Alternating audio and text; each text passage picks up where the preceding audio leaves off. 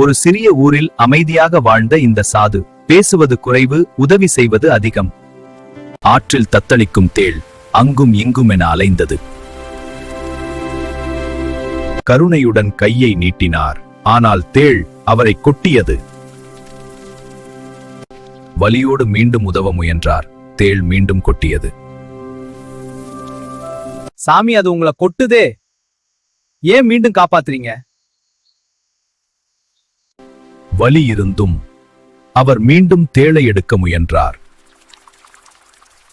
சாமி, அது உங்களை கொட்டுதே, ஏன் மீண்டும் காப்பாத்துறீங்க?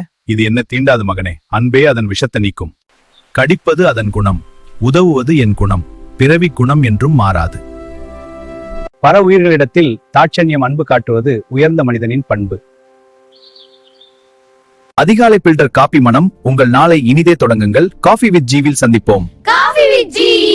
காஃபி வித் ஜிவி சேனலுக்கு சப்ஸ்கிரைப் பண்ணுங்க. வீடியோக்களை லைக் பண்ணி கமெண்ட் பண்ணுங்க.